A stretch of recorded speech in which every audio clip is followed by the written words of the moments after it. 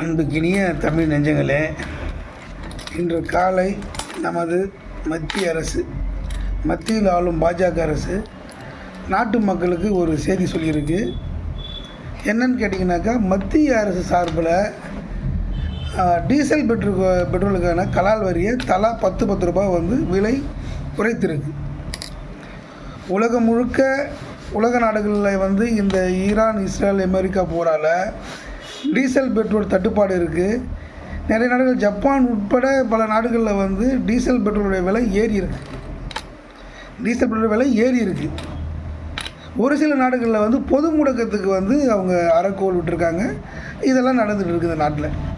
ஆனால் இப்போ 2 நாளைக்கு முன்னாடி என்ன பண்ணார், நம்ம காங்கிரஸ் கட்சியுடைய தலைவர் திரு பப்பு அவர்கள் ராகுல் காந்தி தான் பப்புன்னு சொன்னேன்.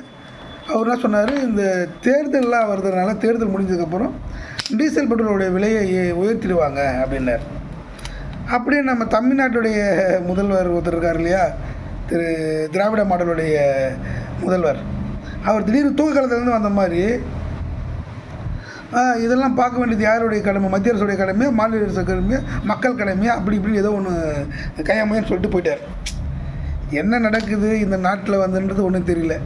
ஏன்னா ஒரு வாரத்துக்கு முன்னாடி தான் அந்த கப்பல் போக்குவரத்துடைய அந்த நீர்வழி பாதையில் ஈரான் உடைய வழி மற்ற நாடுகளுக்கு வழி கொடுக்காம நம்ம நாட்டுடைய கப்பல்கள், நம்மளுடைய கப்பலுடைய பாதுகாப்போட இந்தியா சேர்ந்துருக்கு. இந்த செய்தியெலாம் அவருக்கு தெரியாதா இல்லை அவருக்கு தெரிஞ்சிக்கவே இல்லையா, இல்லை தெரிகிற அளவுக்கு அவர் போகலையா, இல்லை தெரிஞ்சுக்கிட்டே இப்படி பேசுகிறாருன்னு மக்கள் கேட்குறாங்க. இதெல்லாம் இந்த கூத்து நடந்துருக்கும் இடையில் இது என்னன்னாக்கா, இந்த மர்ம நபர்கள் அங்கங்கே இன்னும் நம்ம நாட்டில் பொது முடக்கம் வருது, டீசல் பெட்ரோல்லாம் கிடைக்காத போயிடும், இதெல்லாம் வர்றதுக்கு வாய்ப்பு இருக்குது அப்படின்னு அங்கங்கே ஒரு மர்ம நபர்கள் கையாமையான்னு கத்த ஆரம்பிச்சிட்டாங்க. இதுக்கு அகில இந்திய அளவில் லீடு கொடுக்குறது யாருன்னு பார்த்தீங்கன்னா திரு ராகுல் காந்தி என்ற பப்பு.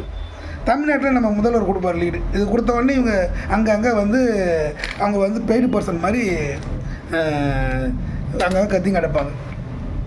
இப்படி கத்திருந்தவங்களுக்கு காலையில் ஒரு பெரிய இடி மாதிரி ஒரு செய்தியை மத்திய அரசு கொடுத்துடுச்சு. கலால் வரியை மத்திய அரசு கம்மி பண்ணிடுச்சு. இப்போ டீசல் பெட்ரோல் விலையை நம்ம கம்மியாக தர போகிறோம். ஏன் உலக நாடுகளில் ஏறி இருக்குது, நம்ம ஏற்றலை. உலக நாடுகளில் சில நாடுகளில் கிடைக்கவே இல்லை, இங்கே அந்த பிரச்சனையே இல்லை. விலையும் குறைவாக தரும் இந்த காலகட்டத்தில்.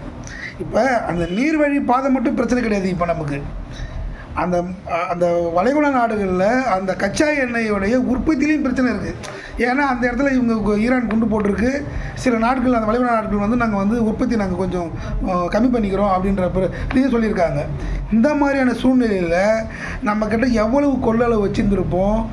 இந்தமாரி நிலையில விலை ஏற்றத்தை தான் பல நாடுகள் விரும்பும். இதை காரணமாக காட்டி கல்லாவாக கட்டிக்கலாம் அப்படின்னு நினைப்பாங்க. இங்கே ஜிஎஸ்டி, மற்ற இன்ஃப்ராஸ்ட்ரக்சர் எல்லாத்தையும் கரெக்டாக கொண்டு போகிறதுனால நமக்கு விலைவாசியை ஏற்றி மக்களை கஷ்டப்பட வேண்டிய அவசியம் நம்ம அரசுக்கு இல்லை. அப்போ இந்த நேரத்தில் விலை குறைவாக கொடுக்குது மத்திய அரசு.